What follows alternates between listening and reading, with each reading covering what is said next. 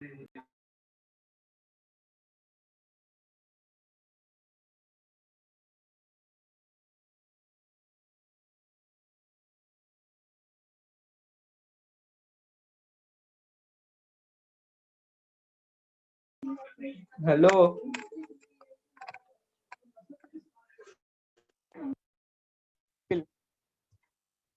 Hello. हाँ अरे काय कोण सर नाही. मन्ना जॉइन. अरे सर कुठे आहेत? सर किधर है? होस्ट कौन है? बट सर ही होंगे ना, है किधर वो? वही मैम, दिख ही नहीं रहा कोई. अरे 3 जन ही है यहाँ पे. रिकॉर्डिंग. हाँ वही. चलो अंताक्षरी खेलते. कोई नहीं आ रहा है. हाँ वही, कोई इंटरेस्टेड नहीं है शायद इस. बोल.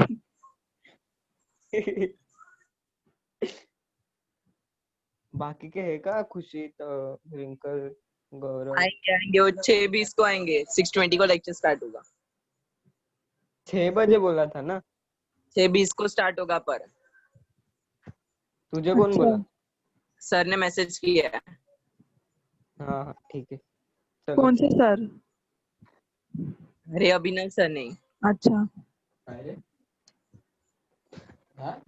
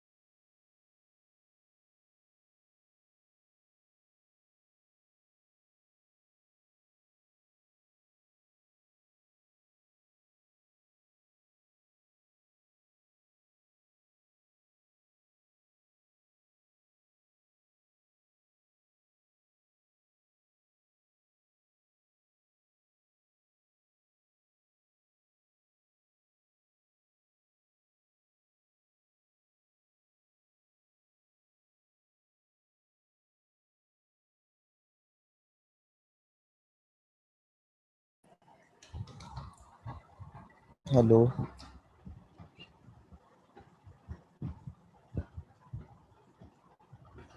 सर कहाँ गए? एब्सेंट। खुद ही बोला है, खुद ही चले गए क्या? सिरियसली लेक्चर क्या है कि नाही? अरे सर बोलले का 6:20 पर्यंत येतील ते. अच्छा, मग काय आता काय नाश्ता पाणी काय? आता काय आपला अभ्यास कर. वा, करा चालू करा. कसला आहे पण लेक्चर कसला आहे? फिजिक्सचा रे अभिनव सरांचा. नाही रे, चॅप्टर कोणतं आहे काय माहित. ते विचारतोय. चलो पाटीलला चाय विचार. घेतो सांगतो. तो वीजवाला पाटील आहे का? कोणता वाला पाटील? हा, पर्पल वाला ना, वीज वीज. हा. काय मग कसे आहेत सर्व? हे चालू करा, कॅमेरा ऑन करा ना. जाऊ द्या बाबा, माझा अवतार बरोबर नाही. माझा पण नाही. जायची अक्की. इज्जत जायला आहेच कोण. हा ते पण आईला आहे. पाटील पण गेला. पाटील पण गेला. आता करा ऑन. म्हणजे तू पाटील समोर इज्जत जायची बात करत होता. नाही रे, आहेच कुठे. ते पण आहे. सरांनी रेकॉर्डिंग वर टाकलाय हा. अरे हा. काय पवार होय, बायोच्या बस लेक्चर मध्ये काय? रेकॉर्ड होतंय सगळं. बायोच्या लेक्चर मध्ये किती समजलं? बायोचं लेक्चर अरे सर ते एमसीक्यूच घेत होते ना फक्त. त्याला ते पण युएसएस मधले. हा युएसएस मधले. पाटील तर काय बाबा फुल फॉर्म मध्ये होता. त्यात खाली पण काय राहिला नाही. काय झालं? हॅलो. बोल. काय रे, काय बोलतोय? कोण फॉर्म मध्ये होता? पाटीलच. तूच. मी फॉर्म मध्ये नव्हतो, कळलं का?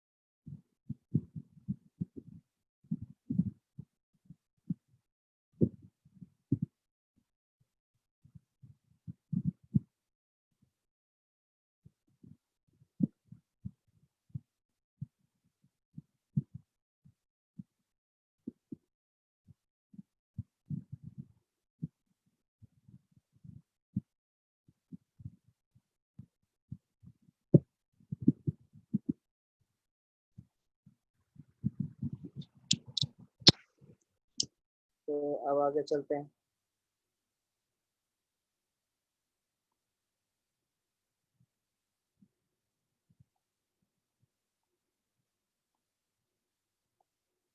तो ओम्स लॉ अपन डिस्कस कर चुके थे कि V इक्वल टू IR होता है।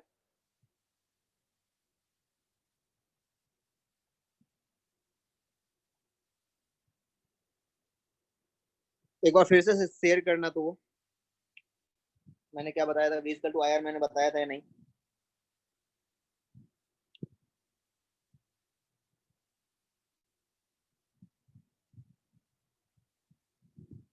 V इक्वल टू IR मैंने बताया था या नहीं? Please share.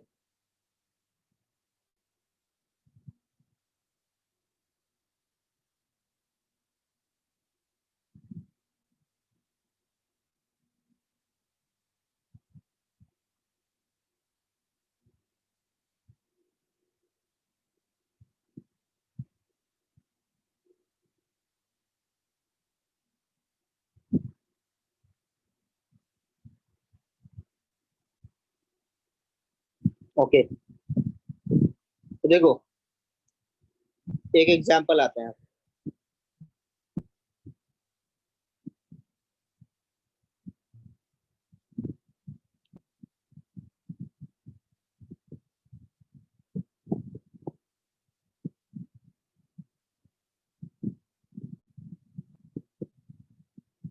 ऐसा कोई कंडक्टर है, इसमें करंट फ्लो कर रहा है, यहाँ से करंट बाहर निकल रहा, दो क्रॉस सेक्शन ले रहा हूँ, ए बी, ठीक है, ए और बी।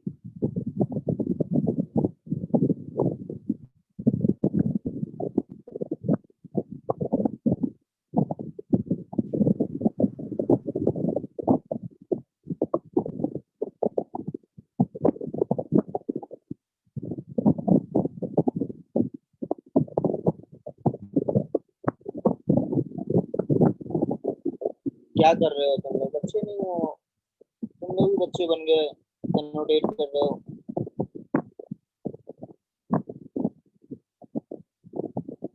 ओके, कमेंट दी आई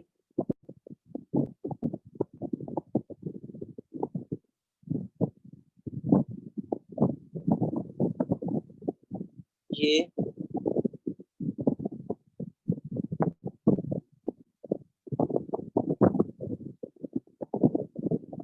आई जे एंड बी मतलब पोटेंशियल, बी का मतलब potential, potential at cross section A and B, ये बी क्रॉस सेक्शन है, बताना है। चलो तीनों के बारे में डिस्कस करो थोड़ा जल्दी, क्विक, और भेज दो जल्दी, 2 मिनट का समय है, बस 2 मिनट का।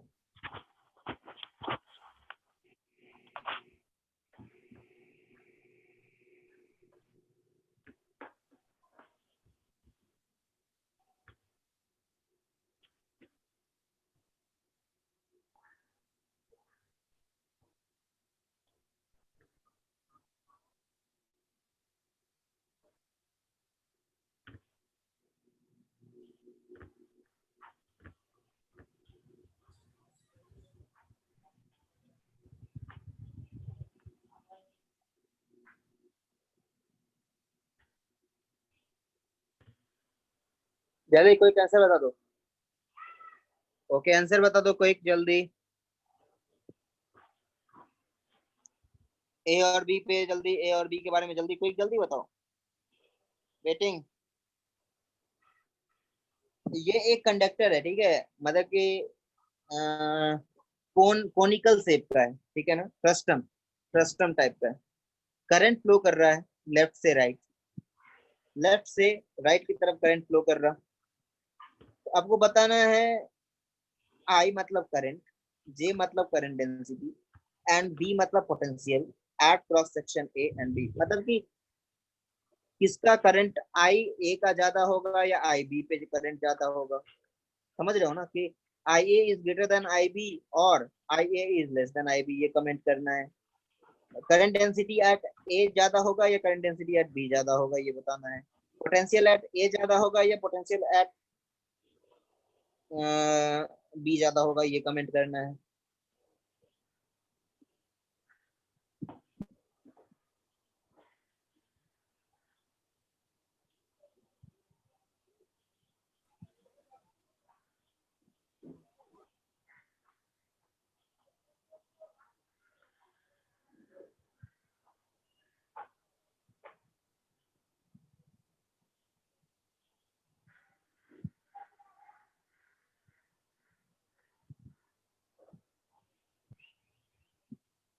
ठीक है, डेंसिटी ए में ज्यादा होगा, ठीक है।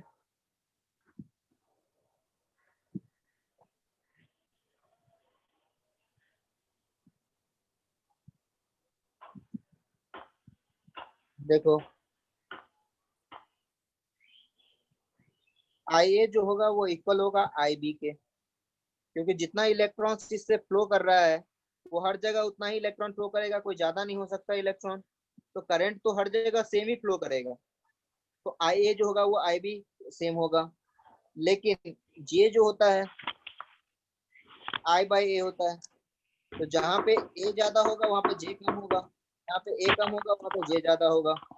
तो इसके कारण अपन ये कह सकते हैं कि J A will be greater than J B. Why? क्योंकि cross section at A is less than A B. Second third term ये भी बोल रहे हैं कि current potential decreases, potential decreases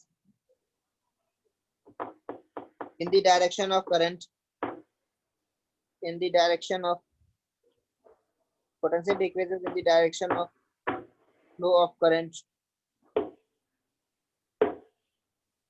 मतलब ये भी बता सकते हैं कि भी ए बड़ा होगा किससे, वी से। मतलब क्यों क्यों बड़ा होगा भाई?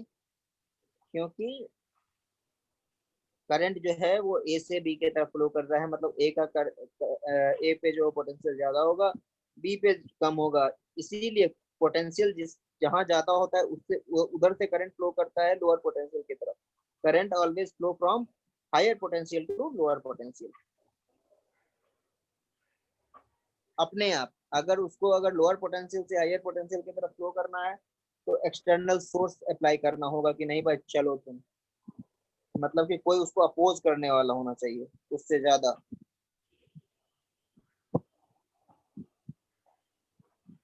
अंडरस्टूड?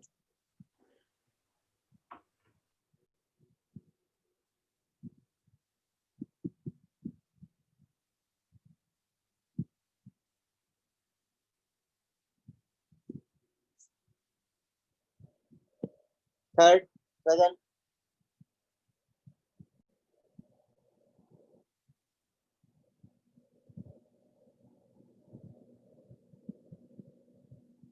अपन ये भी जाने कि V equal to I R, जो अपन फॉर्मूला यूज करते हैं V equal to I are.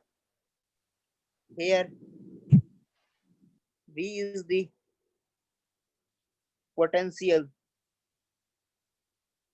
Potential drop और पोटेंशियल डिफरेंस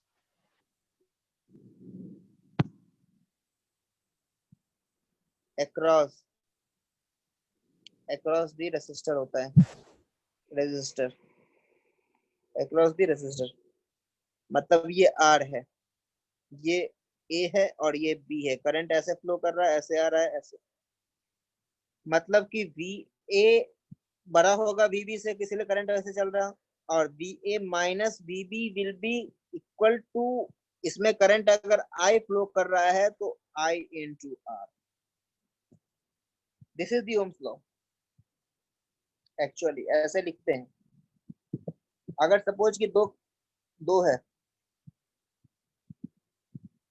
ये बाई चांस जो है वो बैटरी के पोटेंशियल के इक्वल हो जाता है, ये बाई चांस बैटरी के पोटेंशियल के इक्वल हो जाता है इस केस में। लेकिन मैं जानबूझ के इस केस को नहीं देख रहा हूँ, मैं अभी जानबूझ के दूसरा केस दे रहा हूँ। ऐसा है, आप लोग 10th में भी ये पढ़े हुए हैं। ये आर ए है, ये आर बी है,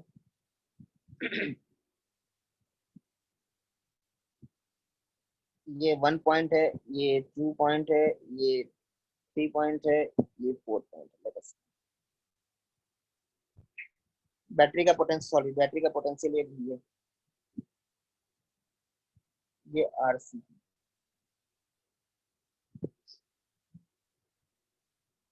पोटेंशियल का लॉस या पोटेंशियल का गेन तभी पॉसिबल है जब कोई कंडक्टर या इंडक्टर आए।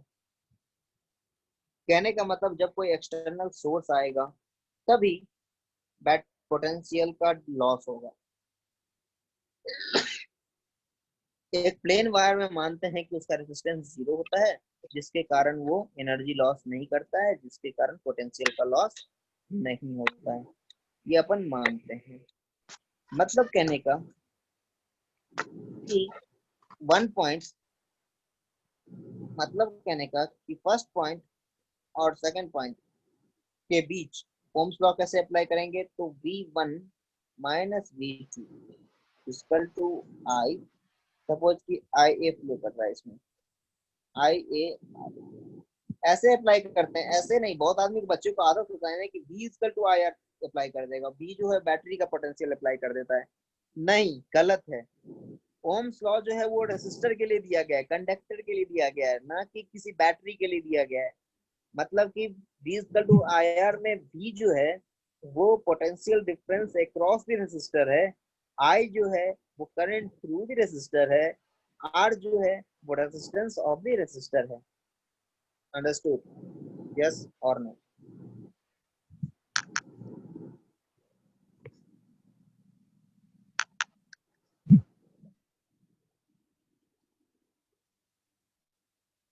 बस एक ही दो है क्या, और कोई एक्टिव नहीं है क्या?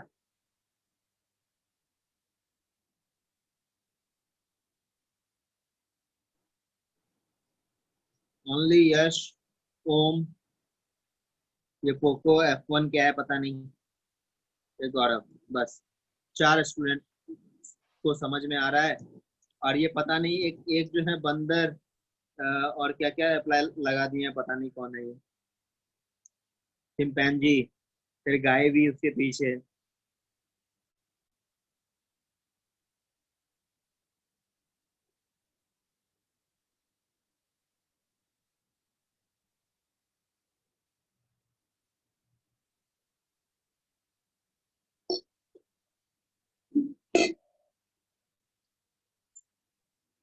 ठीक है ना, इंपॉर्टेंट है, समझिएगा। अगर मुझे ओम्स लॉ अगर रेसिस्टर के अक्रॉस लगाना है तो V2 minus V4 equal to, suppose कि IB करंट फ्लो कर रहा है तो IB इंटू RB। अब यहाँ पे देखो इसका पोटेंशियल 3 है, V3 है, तो V3 हर जगह V3 ही होगा, लेकिन ये 2 से कनेक्टेड है तो इसका भी पोटेंशियल 2 ही है, V2 ही होगा। क्यों होगा? क्योंकि इस दोनों के बीच में कोई दूसरा रेजिस्टर या कोई दूसरा डिवाइस नहीं है। अगर दूसरा डिवाइस नहीं है इसका मतलब होता है कि वहां पे लॉस नहीं होगा, एनर्जी का लॉस नहीं हो रहा है।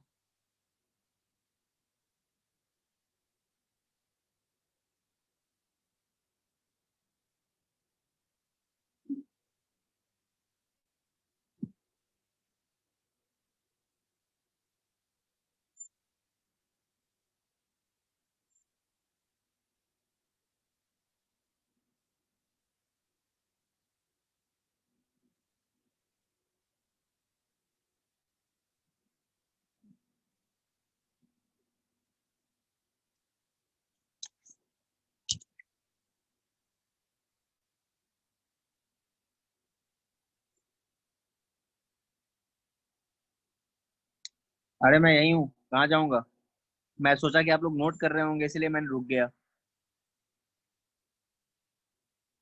हाँ तू बम फोड़ दे, ठीक है। अब अगर आरसी का लिखना होगा तो क्या होगा, V3 माइनस V2। वाई? क्योंकि ये दोनों के बीच में कोई रेसिस्टर नहीं है, तो कोई रेसिस्टर नहीं है तो V2 यहाँ भी होगा, इसका भी V2 होगा, तो V3 minus V2 equal to, अगर सपोज कि IC करंट फ्लो कर रहा है तो इक्वल टू IC RC। ठीक है ना? चलेगा ना? ओके। आगे आ जाओ। पहले सर्किट समझने से पहले सर्किट सॉल्व करना तो सीख लो कि कैसे लिखते हैं। मतलब कि potential potential difference equal to क्या लिखते हैं? पोटेंशियल डिफरेंस अक्रॉस रेसिस्टर क्या होता है? Current through resistor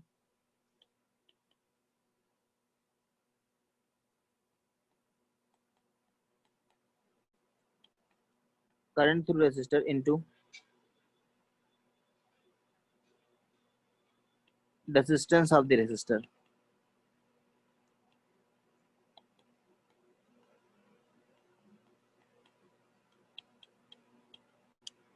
Resistance of the resistor.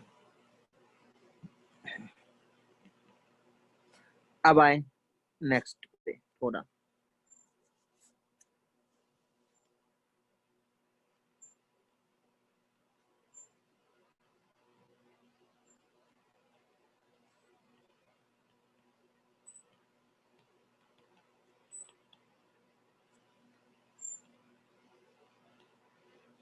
Kirchhoff's law.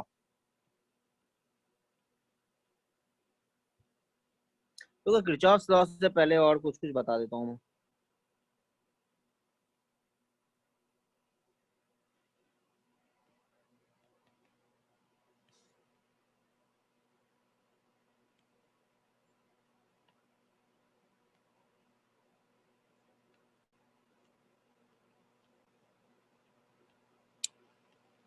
R equal to R naught 1 plus alpha delta T होता है। अल्फा लीनियर कोफिशिएंट या रेसिस्टिविटी कोफिशिएंट होता है, थर्मल रेसिस्टिविटी कोफिशिएंट होता है। अभी मतलब कि R जो है वो बढ़ता है जैसे ही टेम्परेचर को इंक्रीज करेंगे। मतलब R बढ़ रहा है मतलब रेसिस्टिविटी बढ़ रहा होगा, ठीक है। अब रेसिस्टिविटी बढ़ता है, क्यों बढ़ता है? रेसिस्टिविटी बढ़ रहा होगा मतलब सिग्मा, मतलब कंडक्टेंस, कंडक्टेंस कंडक्टेंस घटेगा। कंडक्टेंस क्या होगा? डिक्रीज कर रहा होगा, ठीक है, क्योंकि आर बढ़ा तो कंडक्टेंस घट जाएगा। कंडक्टेंस क्यों घटता है, ऐसा होता क्यों है, पहले इसके बारे में जानते हैं।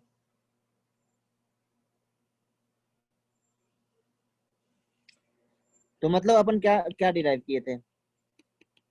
I equal to N A V D E. N जो था N A is the cross sectional area, V D क्या लिखे थे? ई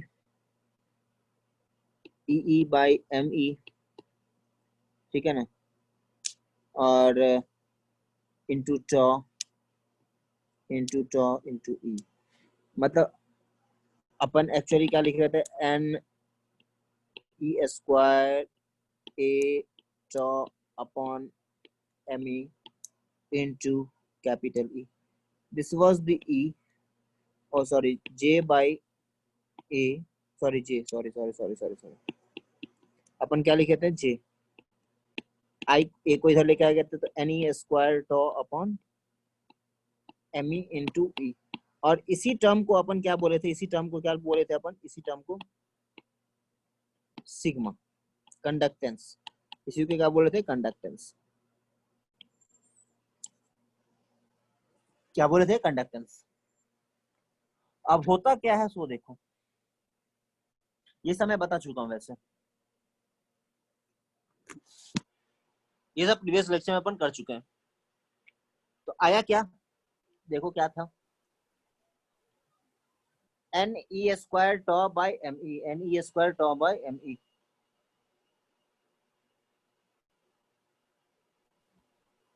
N E square tau by M E. तो सिग्मा क्या आया? N E square tau by M E. Temperature, अगर मैं टेम्परेचर बढ़ाऊंगा तो ई जो है वो चार्ज है, चार्ज रिमेन्स कांस्टेंट। मतलब चार्ज है, इलेक्ट्रॉन का चार्ज थोड़ी चेंज हो जाएगा। M E, mass of electron remains constant.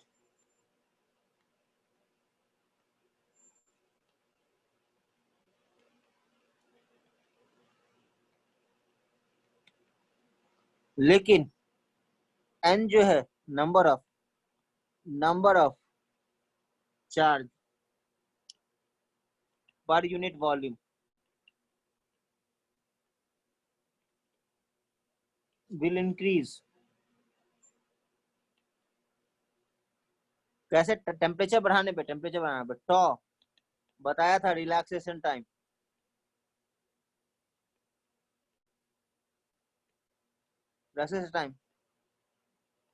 will decrease. तो अब यहाँ पे देखें तो एक चीज यहां से समझ में आया कि ये कांस्टेंट है और ये कांस्टेंट है, तो इसके कारण तो कुछ नहीं फर्क पड़ेगा, लेकिन n और m टॉ ये दोनों तो कांस्टेंट, n जो होगा सिग्मा जो है n और टॉ के कारण चेंज होना स्टार्ट होगा। ठीक है, अब यहाँ पे मैं एक लाइन लिखने जा रहा हूँ, as temperature increases the thermal energy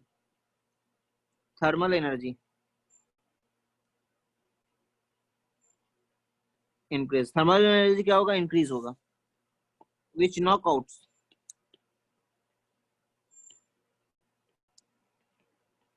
the electron and number of electron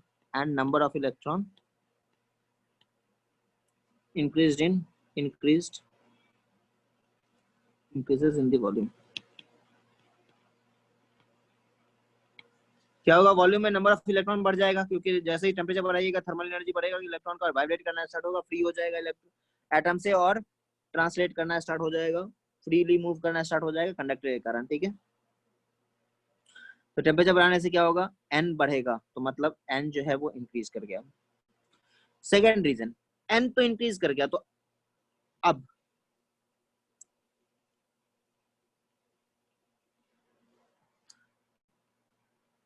as temperature increases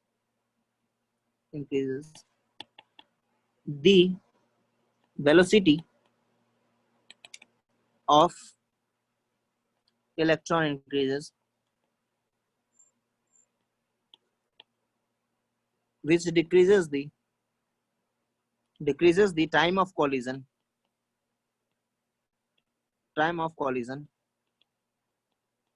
between two successive collision, and therefore the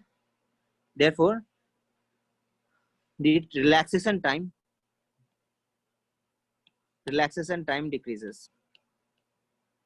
देखो ये क्वेश्चन जो है थ्योरेटिकल क्वेश्चन बना करके बहुत अच्छे से पूछता है, इसलिए मैं लिख दे रहा हूँ, नहीं तो मैं लिखता भी नहीं,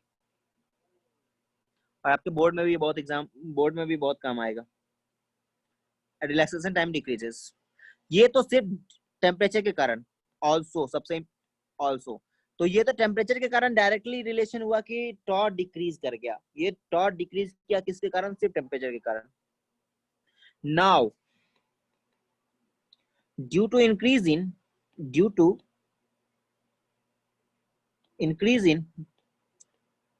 charge, due to increase in number of charge,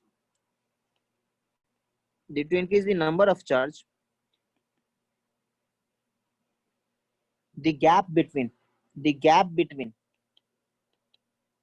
two charge particle decreases, which also results in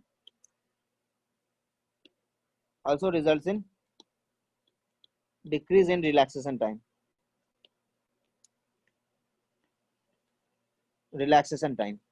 मतलब कहने का क्या मतलब है?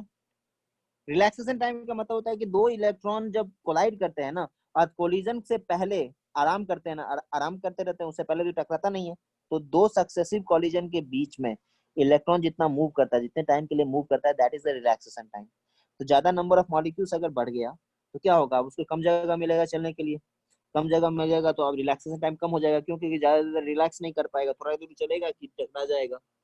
और ये तो नंबर ऑफ क्योंकि नंबर ऑफ इलेक्ट्रॉन्स बढ़ गया है, लेकिन टेम्परेचर जो है वो डायरेक्टली क्या डिक्रीज कर रहा है, डायरेक्टली डिक्रीज कर रहा है, डायरेक्टली वेलोसिटी इंक्रीज कर रहा है, वेलोसिटी इंक्रीज कर रहा है, तो जो डिस्टेंस वो पहले कम ज्यादा टाइम में कर रहा था, रिलैक्स ज्यादा कर रहा था, अब ज्यादा रिलैक्स नहीं कर पा रहा है।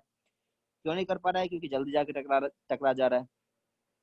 तो मतलब कि टॉ मतलब रिलैक्सेशन टाइम को डिक्रीज करने का दो फैक्टर है, लेकिन इंक्रीज करने का मतलब कि नंबर ऑफ इलेक्ट्रॉन्स का जो है नंबर, वो इंक्रीज सिर्फ एक ही फैक्टर से हो रहा है, वो टेम्परेचर से। मतलब कि टॉट ज्यादा डिक्रीज कर रहा है और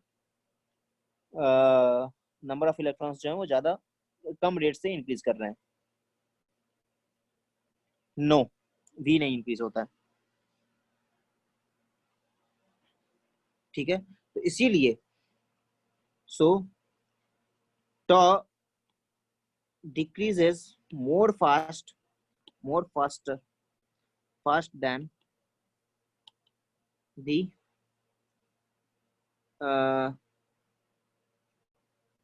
n increases. So there is net change. So there is net decrement in the value. तो जैसे नेट डिक्रीमेंट होगा तो क्या होगा, सिग्मा का वैल्यू क्या होगा, डिक्रीज हो जाएगा। सिग्मा का वैल्यू क्या होगा, डिक्रीज हो जाएगा। So sigma decreases with increase in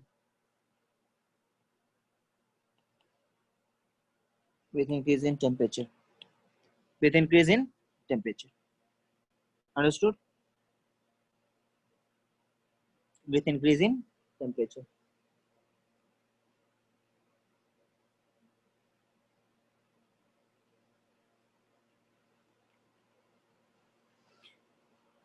तो सिग्मा के बारे में बात हो गई, सारी बातें हो गई सिग्मा की, कैसे हो रहा है, क्या हो रहा है, नहीं हो रहा है, ये सब सारी बातें हो गई अपनी।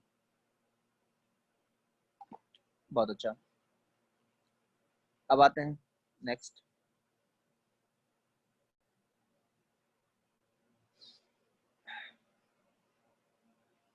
ये क्या कर रहा है?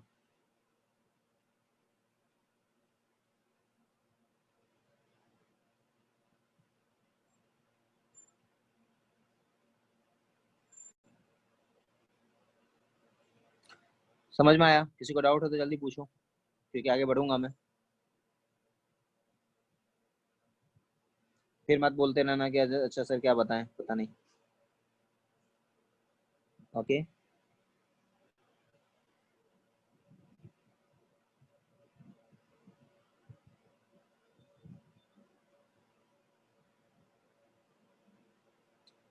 चलिए आगे चलते हैं। तो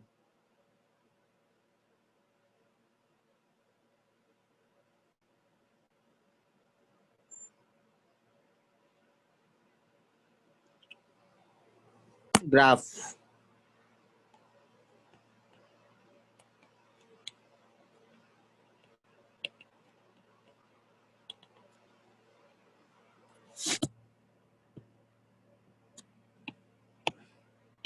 v वर्सेस i का कर्व है।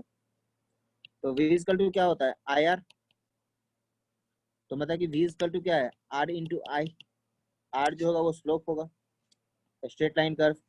ये r1 है और ये r2 है। तो मतलब क्या होगा, जिसका स्लोप कम है, क्योंकि स्लोप यहाँ पे क्या है, r है, स्लोप जिसका ज्यादा उसका r ज्यादा, मतलब कि r2 will be greater then r1। लेकिन बहुत सारे ग्राफ में v i नहीं देगा, यहाँ पे v दे देगा, यहाँ पे i दे देगा, फिर ये बोलेगा कि लो भाई ये r1 है, ये r2 है। तो यहाँ पे v वर्सेस i का कर्व है, यह ध्यान देना। तो i इक्वल टू क्या लिखोगे, i equal to 1/r times v, क्योंकि i जो है वो y एक्सिस पे, तो y इक्वल टू mx होता है ना। तो यहाँ पे स्लोप जो है वो क्या है, slope equal to 1/r। Slope 1/r है, तो स्लोप किसका ज्यादा है, r2 का स्लोप ज्यादा है। r2 का स्लोप जब ज्यादा है तो क्या होगा, तो 1/r2 must be greater then 1/r1। सो मतलब कहने का क्या, r1 जो होगा वो क्या होगा,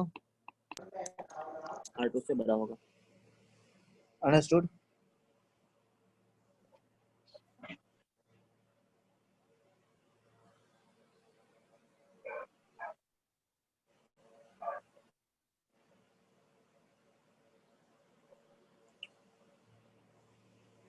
एक और क्वेश्चन क्विक।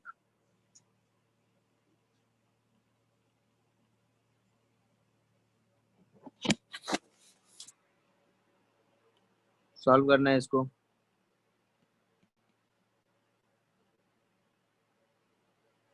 एक सिलेंडर है,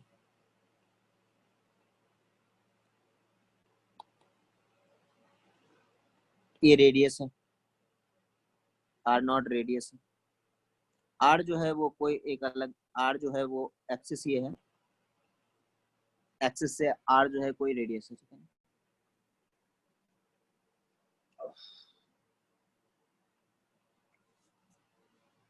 अब आ जाते हैं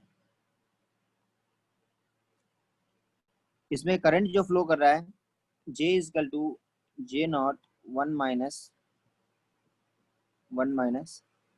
आर बाई इसको R not. J is varying like this. This is the function of J. This is the function of J. This is the function of J. मतलब कि J जो है R के साथ कैसे वैरी कर रहा है, R चेंज तो J change. Okay,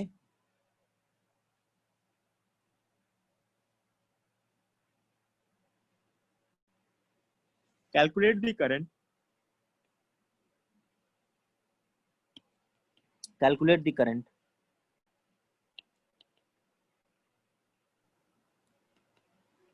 through the cross section. जल्दी कैलकुलेट करो, आंसर बताओ।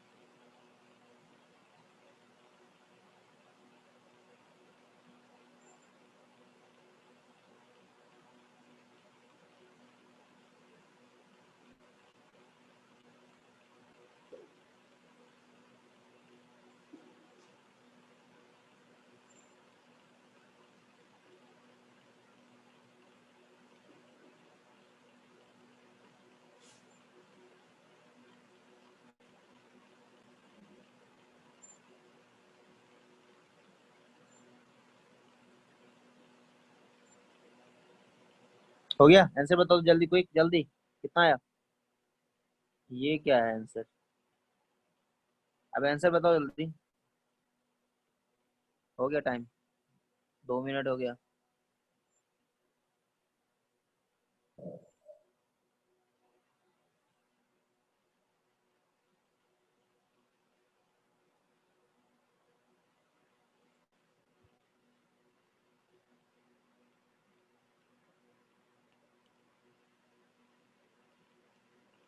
आर के साथ वैरी कर रहा, इधर से देखते हैं।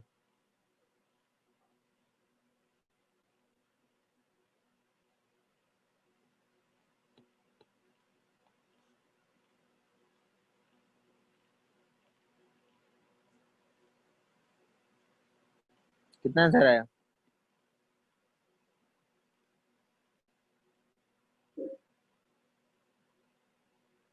ठीक है, ये मैं इधर से देख रहा हूँ, तो क्या होगा? किसी भी r डिस्टेंस पे मैंने एक छोटा सा एरिया ले लिया, क्योंकि मैंने बोला था कि i निकालने के लिए क्या लिखते हैं, j डॉट डी ए।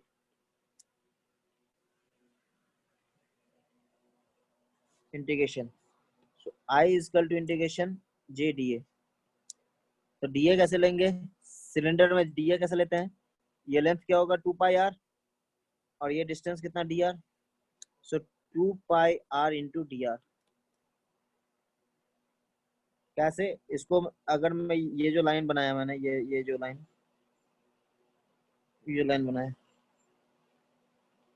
ये एक स्ट्रिप है, मैंने इसको कट किया निकाल लिया बाहर, तो ये स्ट्रिप कैसा हो जाएगा, ऐसा हो जाएगा ना स्ट्रिप। इसका लेंथ कितना होगा 2 पाई r और इसका थिकनेस कितना होगा डी आर, एरिया कितना होगा इसका 2 pi r into d R. तो 2 pi r into d R, तब आई निकालना है मुझे, तो I will be equal to J, J कितना दिया हुआ है J not 1 minus r by r not, J d A 2 pi r d R. Integration करना है कहाँ से, 0 से लेकर के कैपिटल आर तक, आंसर आ जाएगा। अब इंटीग्रेशन तो आपको आता है ना, मैं इंटीग्रेशन नहीं बताऊंगा।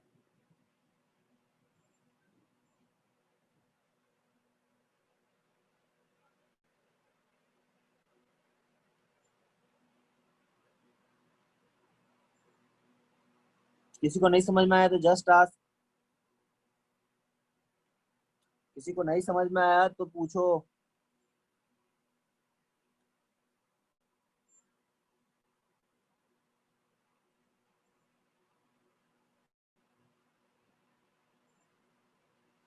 किसी को नहीं समझ में आया तो पूछो।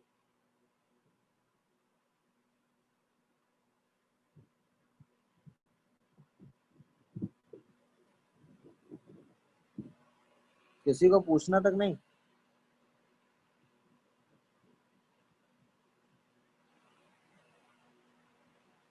ओके, आगे चलते हैं।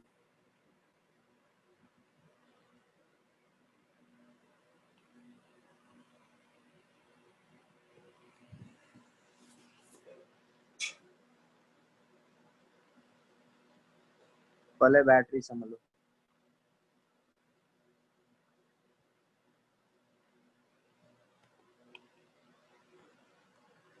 बैटरी,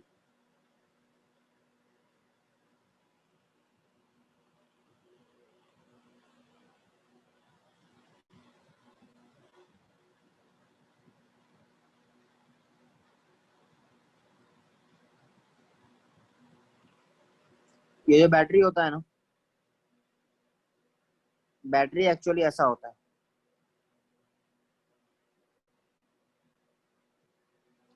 बैटरी तो कॉम्बिनेशन होता है, इसको सेल बोल लो।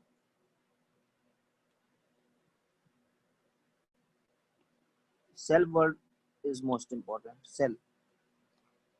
ये पोटेंशियल डिफरेंस, या ये पोटेंशियल डिफरेंस है, बैटरी के पास वोल्टेज होता है, this is the potential difference sign.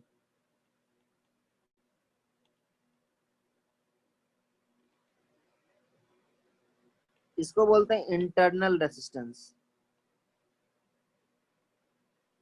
ये क्या लिख दिया मैंने,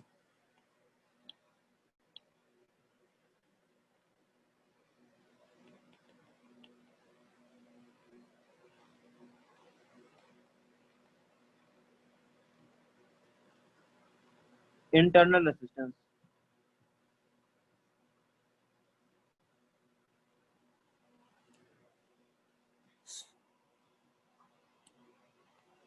ओके, मतलब कि ऐसा कोई भी बैटरी नहीं होता ना जिसका इंटरनल रेजिस्टेंस नहीं होता। अगर इंटरनल रेजिस्टेंस नहीं है मतलब आइडियल बैटरी उसको बोलते हैं। If internal resistance of battery is zero तो इसको बोलते हैं आइडियल बैटरी। आइडियल बैटरी जब भी बात करें तो मतलब इंटरनल रेजिस्टेंस 0। ठीक है, अब इंटरनल रेजिस्टेंस का क्या काम होता है भाई, तो अब यहाँ पे दिखा तुमको कि ये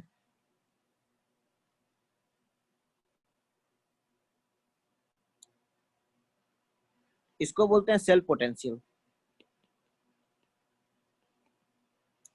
और इस दोनों के बीच में जो पोटेंशियल आएगा उसको बोलते हैं terminal potential, terminal potential of battery.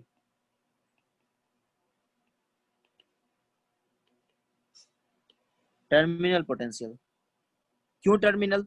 मतलब सेल्फ पोटेंशियल तो रहता ही है बैटरी का अपना, लेकिन एक्चुअली क्या होता है कि इंटरनल रेसिस्टेंस के कारण कुछ एनर्जी लॉस हो जाता है। तो अब बाहर निकलते निकलते करंट बेचारा जो एक्चुअली होना चाहिए पोटेंशियल डिफरेंस सपोज कि 12 वोल्ट 12 वोल्ट, तो अब 12 नहीं 11 वोल्ट हो सकता है, 10 वोल्ट होगा, मतलब लॉस हो गया। क्यों लॉस हो गया भाई? क्योंकि बैटरी का इंटरनल रेसिस्टेंस भी एनर्जी खत्म करता है, एनर्जी को लॉस लॉस करता है। एनर्जी का लॉस होता है किधर से? बैटरी का इंटरनल रेसिस्टेंस से। ठीक है, तो बैटरी के इंटरनल रेसिस्टेंस से। अब ये जो पोटेंशियल डिफरेंस है ना, पोटेंशियल डिफरेंस, तो जो पोटेंशियल डिफरेंस है या टर्मिनल पोटेंशियल डिफरेंस है, ये सेल्फ पोटेंशियल जो होता है बैटरी को, इसको बोलते हैं इलेक्ट्रोमोटिव फोर्स।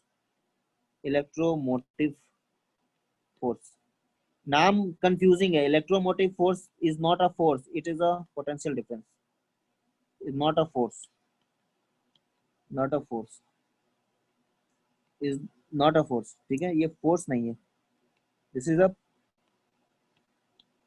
पोटेंशियल डिफरेंस, नाम बस है पोटेंशियल डिफरेंस। और इसी का शॉर्ट होता है EMF, electromotive force, EMF of the battery. नाम सुनते हो ऐसे ही बोलता है, EMF of the battery is 10 volt, मतलब 10 वोल्ट का बैटरी है। Electromotive force of the battery is 10 volt, मतलब potential difference of the battery is 10 volt. Unit क्या होगा इसका? Unit is volt. ठीक है, यूनिट क्या होगा? वोल्ट होगा।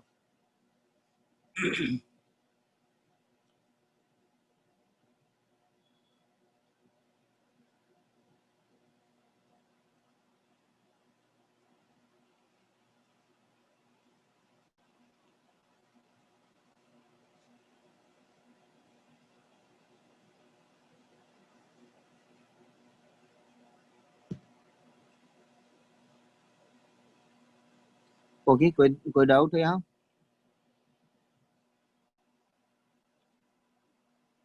नहीं ना? तो बैटरी के बारे में समझ गए, और भी बैटरी के बारे में भी डिस्कस करेंगे अभी। क्या यश पूछो, क्या नहीं समझे?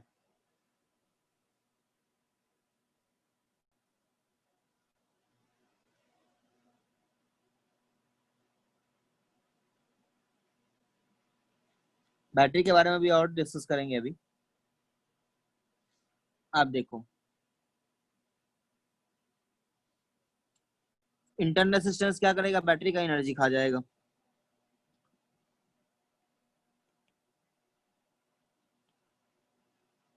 Then current is flowing from the positive terminal of the battery। मतलब कहने का ऐसा ऐसा सिचुएशन है, इधर से करंट फ्लो कर रहा, मैं इधर से करंट आ रहा होगा, तो उस समय let us call this is A, this is B, terminal potential difference या पोटेंशियल डिफरेंस। पोटेंशियल डिफरेंस बोलो या टर्मिनल पोटेंशियल डिफरेंस बोलो, दोनों सेम ही है। पोटेंशियल डिफरेंस इक्वल टू लिखेंगे, इसका साइन ई, ये ईएमएफ का साइन ई लिखते हैं, इसका स्मॉल आर है, करंट इज आई, तो क्या लिखेंगे? पोटेंशियल डिफरेंस क्या होगा? E minus I R, let us call it is I are.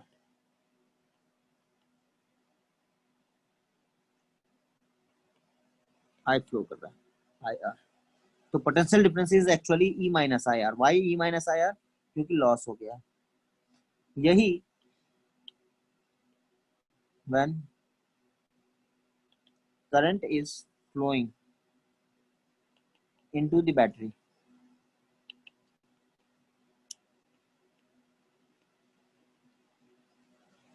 Flowing into the battery. तो पोटेंशियल डिफरेंस कितना होगा?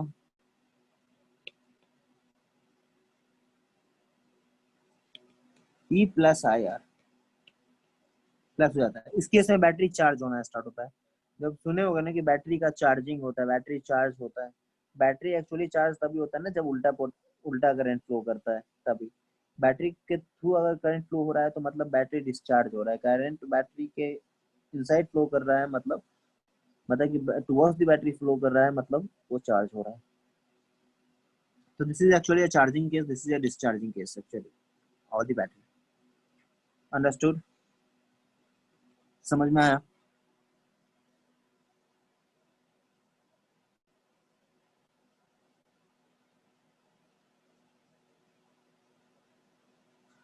तो ये जो केस है ये बैटरी का है। अब आते हैं, तो बैटरी के बारे में देख लिया कि बैटरी का टर्मिनल पोटेंशियल अलग होता है, बैटरी का सेल्फ पोटेंशियल या ईएमएफ जो होता है वो अलग होता है। तो बैटरी का पोटेंशियल डिफरेंस जो है, मतलब अपन को जो भी यूज करते हैं ना, अपन वो पोटेंशियल डिफरेंस यूज करते हैं। कोई बैटरी यूज करते हैं अपन, वो एग्जैक्ट अपन को बैटरी पे 12 वोल्ट लिखा होता है, 12 वोल्ट मिलता नहीं है जल्दी। बैटरी का अगर ईएमएफ अगर 12 वोल्ट है, 12 वोल्ट है, तो 12 वोल्ट नहीं मिलेगा, उससे कम मिलेगा हमेशा। क्यों? क्योंकि उसमें उसका इंटरनल रेजिस्टेंस जो है कुछ पोटेंशियल ड्रॉप कर देता है। तो जैसे ही कुछ पोटेंशियल ड्रॉप करेगा उसका इंटरनल रेजिस्टेंस, तो क्या हो जाएगा? कम पोटेंशियल डिफरेंस आपको मिलेगा। लेकिन यही कोई अदर बाहर का सोर्स अगर बैटरी है, कोई बाहरी सोर्स अगर बैटरी है, वो अगर कोई दूसरे बैटरी को डोमिनेट कर देता है, डोमिनेट करता है और करंट जो है वो बैटरी के इनसाइड फ्लो करवाता है, तब जो है उसको बोलते हैं क्या? Charging of the battery. Battery उस समय चार्ज होता है। तो बैटरी का चार्ज करने का प्रिंसिपल यही है। उस समय उसका पोटेंशियल डिफरेंस जो है दोनों के बीच में बढ़ जाता है। मैग्नीट्यूड की बात कर रहा हूँ, डायरेक्शन की नहीं। किधर बढ़ता है, किधर ज्यादा होगा, किधर कम होगा, उसकी बात मैं अभी नहीं कर रहा हूँ। ठीक है, अब आते हैं नेक्स्ट, कंबाइन करके पढ़ाऊंगा मैं। किरचॉफ्स लॉ, उसके बाद आऊंगा रेसिस्टर, फिर रेसिस्टर का प्रॉब्लम्स करूंगा, बहुत बहुत सारा, कम से कम 10-12 प्रॉब्लम करेंगे। ठीक है, रेसिस्टर का प्रॉब्लम करेंगे। पहले पहले तो समझना होगा रेसिस्टर कैसे सॉल्व करते हैं, उसके लिए किरचॉफ्स लॉ इंपॉर्टेंट है।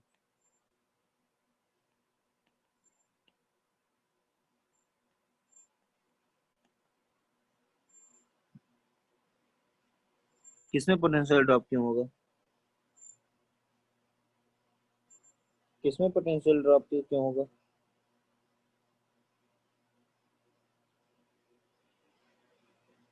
पूछो, किसमें पोटेंशियल ड्रॉप क्या होगा? बैटरी में पोटेंशियल ड्रॉप होता है क्योंकि उसका इंटरनल रेजिस्टेंस भी होता है ना। जब इंटरनल रेजिस्टेंस है बैटरी का, तो इसीलिए पोटेंशियल ड्रॉप हो जाता है बैटरी का। जो ईएमएफ बैटरी का होता है एक्चुअली वो नहीं मिल पाता है और लॉस हो जाता है अपना। ठीक है,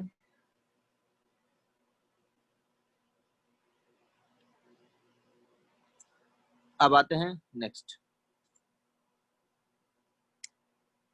किरचॉफ्स लॉ। पहला junction rule,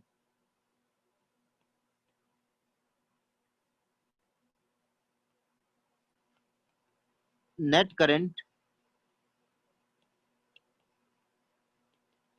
flowing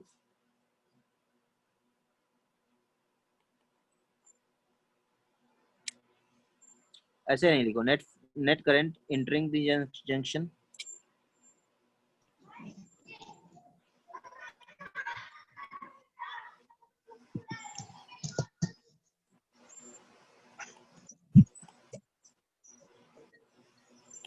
net current entering the junction is equal to net current leaving the junction.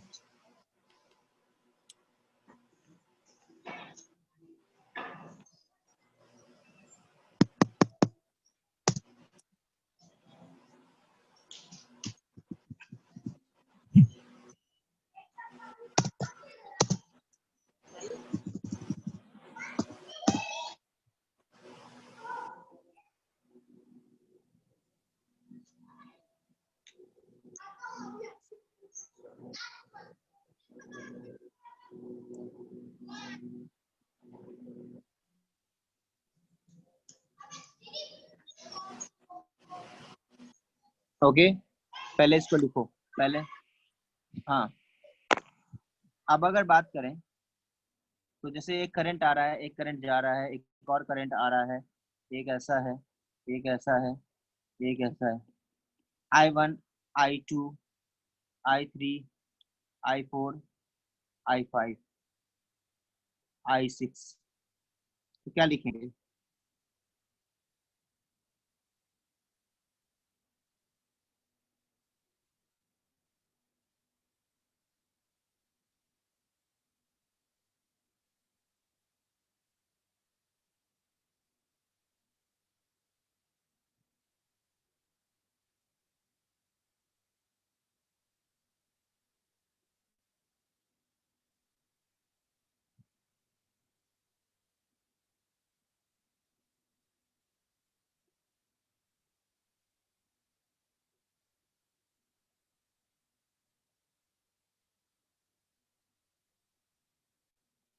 Okay,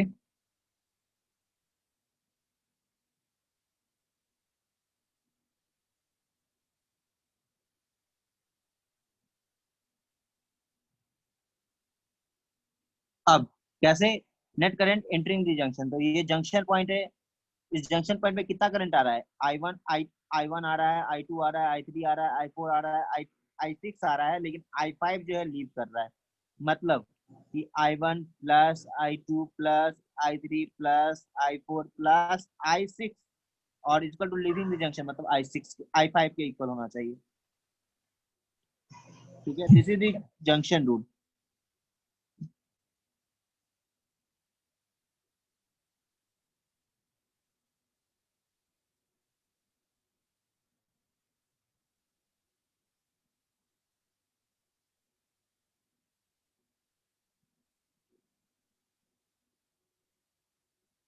okay, next, जैसे एक सर्किट है ऐसा, ऐसा, आगे ऐसा, इसमें करंट I फ्लो कर रहा है, इसमें अगर I जा रहा है तो इसमें कितना जाएगा? I minus I। ठीक है, I गया, I इधर ले लिया तो इसमें कितना जाएगा? I minus I। अगर सपोज कि इधर मैंने बोला कि I1 चला गया तो इसमें कितना जाएगा? I, सॉरी थोड़ा सा रुको, डायग्राम अच्छा बनाता हूँ। ऐसा है,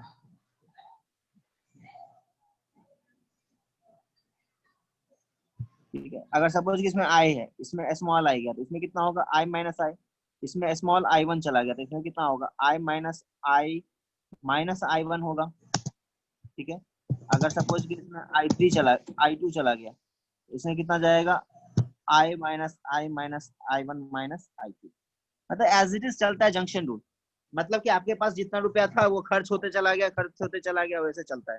100 रुपया था, 100 रुपया लेके 5 रुपया लेके कोई और निकल गया, 95 रुपीज बचा, 95 में 10 रुपया ये दे दिया तो फिर 105 हो जाएगा, अगर ले लिया तो फिर 85 हो जाएगा, फिर अगर कोई दे दिया तो ऐसे बढ़ते जाएगा, घटते जाएगा, ऐसे ही चलते चला जाता है। This is a junction rule actually. Understood? Yes, according to the direction चलते जाएगा। अगर आ रहा है तो ऐड होगा, जा रहा है तो माइनस होगा।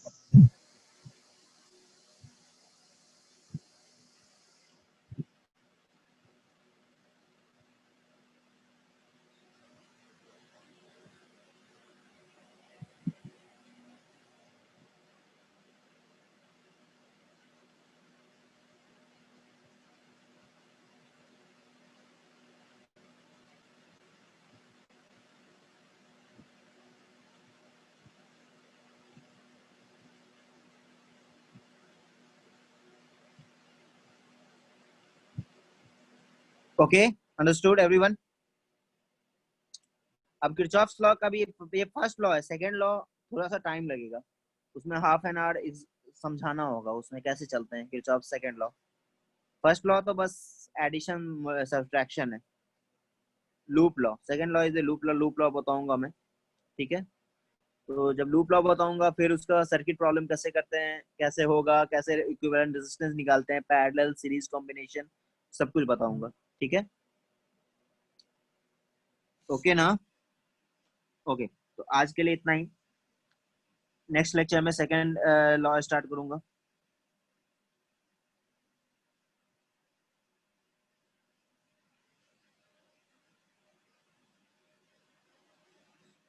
ओके, चलिए तब।